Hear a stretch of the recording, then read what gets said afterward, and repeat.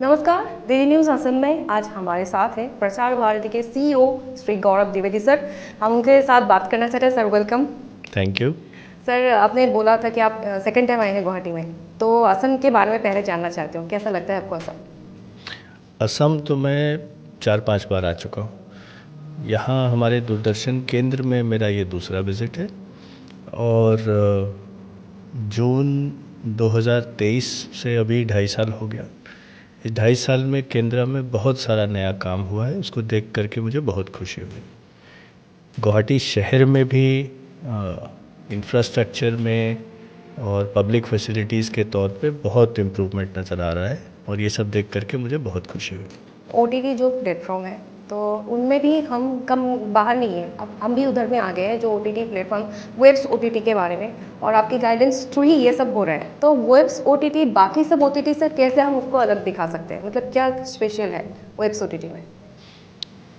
चाहे TV channels हों चाहे ओटीटी प्लेटफॉर्म्स हों, सबका एक टारगेट ऑडियंस रहता है। प्रसार भारती, दूरदर्शन, आकाशवाणी और अब वेव्स, हम पब्लिक सर्विस ब्रॉडकास्टर होने के नाते एक किसी पर्टिकुलर ऑडियंस सेगमेंट के लिए नहीं बल्कि पूरे देश के लिए काम करते हैं।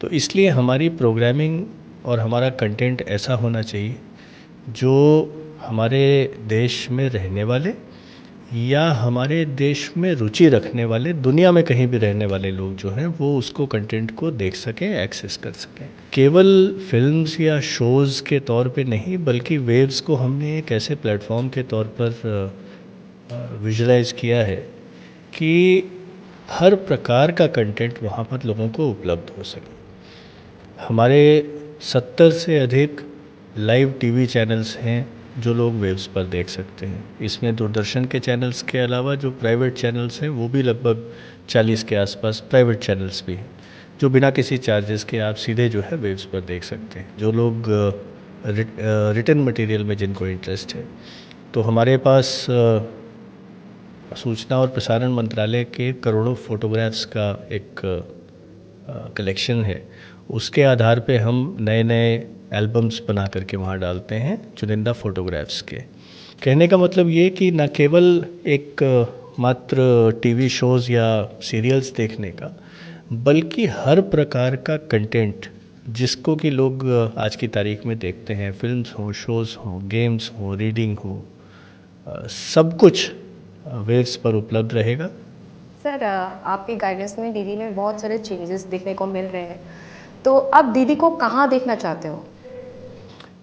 लोक सेवा प्रसारक यानी पब्लिक सर्विस ब्रॉडकास्टिंग, इसका उद्देश्य ये है कि लोगों को जानकारी और सूचनाएं पहुंचाएं और साथ ही साथ उनके मनोरंजन की व्यवस्था भी करें। क्रेडिबल ब्रॉडकास्टर होने का मतलब ये है कि सबसे अधिक संख्या में लोग यदि आपके चैनल से न्यूज़ कंज्यूम कर रहे हैं तभी हमारे उद्देश्य की पूरी पूर्ति हो सकती है।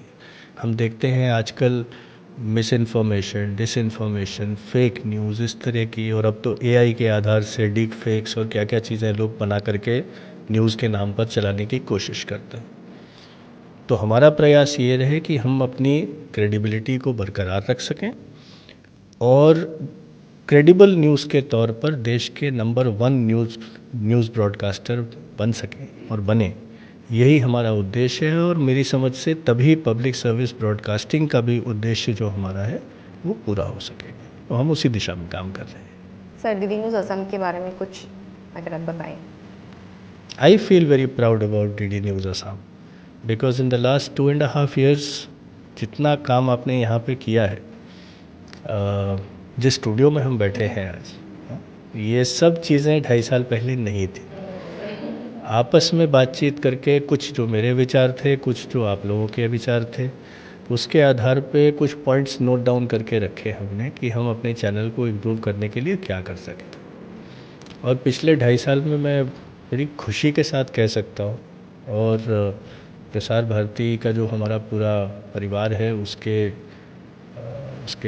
हेड की तरह से मुझे बड़ा गर्व है इस बात पे कि डीडी आसाम न्यूज़ ने बहुत अच्छा काम किया है। हमारे पूरे न्यूज़ नेटवर्क में हमारे नेशनल चैनल्स को हटा दिया जाए तो पिछले कई महीनों से डीडी न्यूज़ असम जो है टॉप 3 चैनल्स में चल रहा है। अभी जहाँ तक मुझे ध्यान पड़ता है पिछले महीने नंबर 1 पे था शायद, आउटसाइड ऑफ नेशनल न्यूज़। तो हमें वैसे अपने सारे बच्चों से प्यार होता है, लेकिन जो बच्चे अच्छा करते हैं उनको देख करके थोड़ा सा गर्व भी होता है। सर एंड में हमारे दर्शकों के लिए कुछ मैसेज। हमारी बहुत अच्छी एंकर है, इसके सारे प्रोग्राम ज़रूर देखा करिए। Thank you sir. Thank you.